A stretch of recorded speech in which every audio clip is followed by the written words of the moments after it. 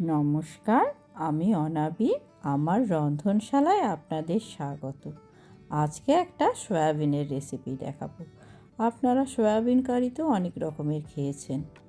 এইভাবে একবার সয়াবিন কারি বানিয়ে দেখুন, অসাধারণ লাগে খেতে। এটা একবার খেলে অন্য কোনো সয়াবিন কারি আপনাদের খেতে ইচ্ছা করবে না। এটা কিন্তু একটা নিরামিষ রেসিপি, একটু টক ঝাল রেসিপিটা। তাহলে চলুন শুরু করা যাক আজকের রেসিপি। প্রথমে আমি এখানে 150 গ্রাম মতো সয়াবিন নিয়ে নিলাম। এবারে গ্যাসে একটা কড়াই বসালাম, তাতে আমি বেশ কিছুটা জল দিয়ে দিলাম আর 1 চামচ লবণ দিয়ে দিলাম। এবার সয়াবিনগুলো এর মধ্যে দিয়ে দিলাম। এবার এটা একটুখানি ভাপিয়ে নেব। একটু হাতাতে করে নাড়াচাড়া করে দিলাম। এবার এটা একটুখানি 5-7 মিনিট মতো একটু ভাপিয়ে নেব। অল্প একটু হলুদে দিয়ে দিলাম, কালারটা একটু ভালো লাগবে সেই জন্যে। 5-7 মিনিট পর আপনাদের দেখাচ্ছি জলটা অনেকটাই শুকিয়ে গেছে। গ্যাসটা অফ করে দিলাম। এবার এটা ছেঁকে এটা ঠান্ডা হতে দেব। অন্যদিকে আমি একটা পাত্র নিয়ে নিয়েছি। এখানে আমি 2 চামচ বেসন দিয়ে দিলাম আর 100 গ্রাম মতো টক দই ভালোভাবে ফেটিয়ে নিয়ে আমি এর মধ্যে দিয়ে দিলাম। এবার এটা খুব ভালো করে মিশিয়ে নেব।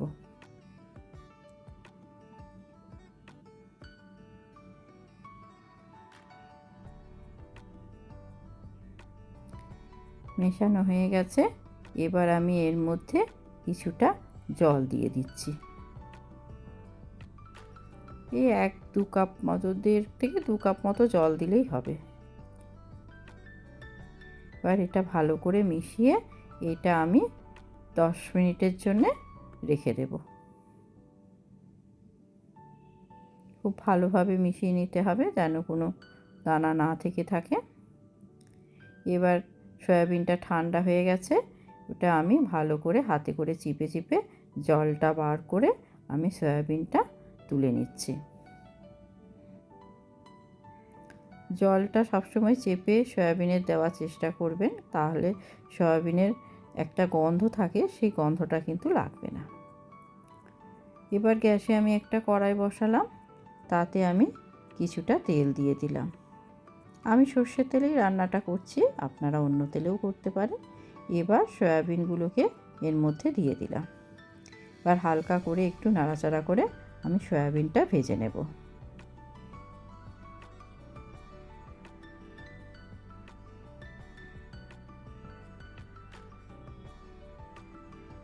সয়াবিনটা একটু ভেজে নিলে এর টেস্টটা খুব ভালো লাগে।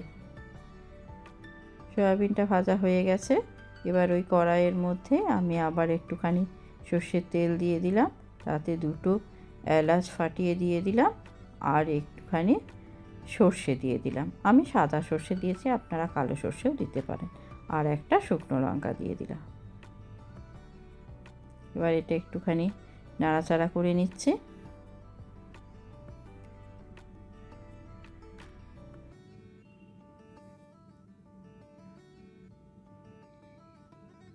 আর এর মধ্যে আমি 1 চামচ আদা বাটা দিয়ে দিলাম। আদাটাকে একটু নাড়াচাড়া করে ভেজে নিলাম। এবার এর মধ্যে 2টো টমেটো বড় বড় করে কেটে আমি এর মধ্যে দিয়ে দিলাম।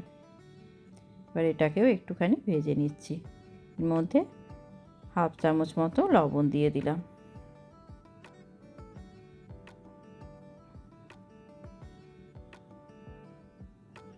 এবার 1/2 চামচ হলুদ দিয়ে দিলাম।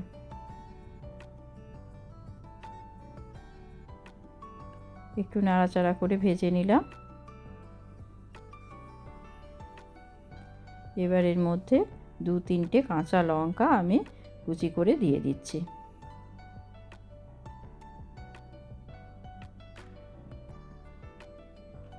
আর এর মধ্যে 1 চামচ ধনে গুঁড়ো দিয়ে দিলাম, 1/2 চামচ জিরে গুঁড়ো দিয়ে দিলাম। এবার পুরোটাকে খুব ভালোভাবে আবারও মিশিয়ে নিচ্ছি।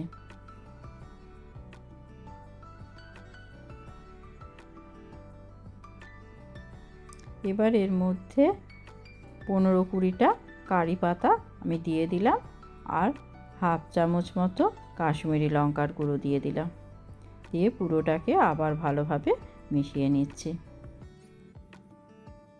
এই রান্নাটা সাউথের একটা রান্না, তবে খেতে কিন্তু অসাধারণ লাগে।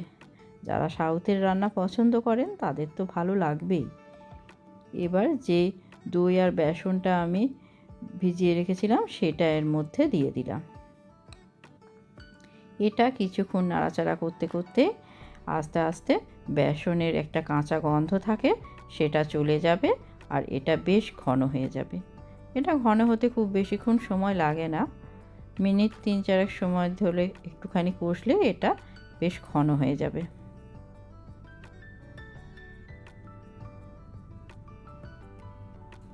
দেখুন আস্তে আস্তে অনেকটাই কিন্তু ঘন হয়ে গেল। এইভাবে ঘন হয়ে গেলে আস্তে আস্তে বেসনের যে গন্ধটা, কাঁচা গন্ধটা থাকে, ওটা চলে যাবে আর একটা সুন্দর সুগন্ধ উঠবে।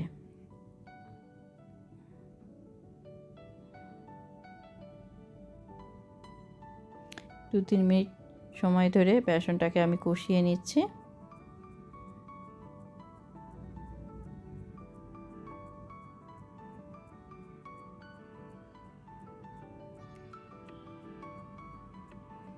এবার এর মধ্যে ভেজে রাখা সয়াবিনটা আমি দিয়ে দিলাম।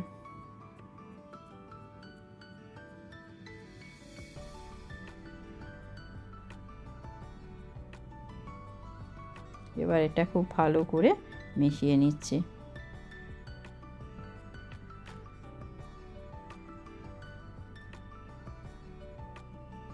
এবার এর মধ্যে আমি কিছুটা জল দিয়ে দেব। এই রেসিপিটা একটু গ্রেভি রেখেই করবেন, এতে রুটি, পরোটা এসব দিয়ে বা ভাত দিয়ে খেতেও ভীষণ ভালো লাগে। একটু গ্রেভি থাকলে ভালো লাগে খেতে। একদম শুকনো শুকনো করে আমি কিন্তু নামাবো না।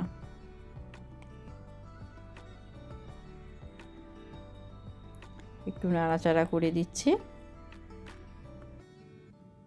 এবার এটা আমি মিনিট 3-4 সময় ধরে একটু রান্না হতে দেব। 3-4 মিনিট পর ঢাকাটা খুললাম। এবার এর মধ্যে অল্প একটুখানি চিনি দিয়ে দিলাম। টক দই, টমেটো সবই তো দেওয়া আছে, তাই টেস্টটাকে একটু ব্যালেন্স করার জন্য একটু চিনি দিলাম। এবার অন্যদিকে আমি একটা তড়কা প্যান বসিয়ে নিলাম গ্যাসে, তাতে আমি 2 চামচ মতো ঘি দিয়ে দিলাম। এবার এর মধ্যে অল্প একটুখানি সর্ষে দিয়ে দিলাম, একটা শুকনো লঙ্কা দিয়ে দিলাম, একটুখানি আদা কুচিয়ে রেখেছিলাম সেটা দিয়ে দিলাম,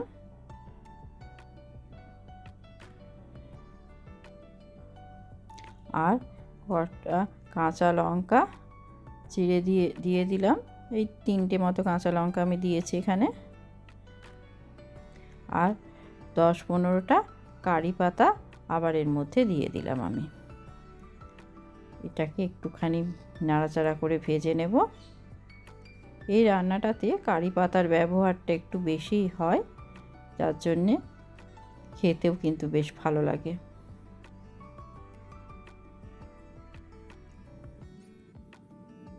ব্যাস এটা হয়ে গেছে। এবার এটা আমি ওই সয়াবিনটার মধ্যে দিয়ে দেব।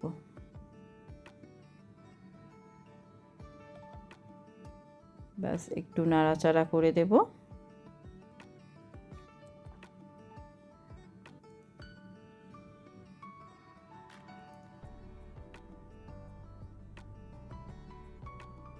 এটা অলমোস্ট আমাদের রেডি। এবার ঢাকা দিয়ে এটা স্ট্যান্ডিং টাইমে 4 মিনিট রেখে দিলাম। তারপর এটা আমি গরম গরম পরিবেশন করছি। রুটি, ভাত, পরোটা যে কোনো কিছুর সঙ্গেই কিন্তু এই রেসিপিটা ভীষণই ভালো লাগে। কেমন লাগলো আজকের রেসিপি জানাবেন। ধন্যবাদ।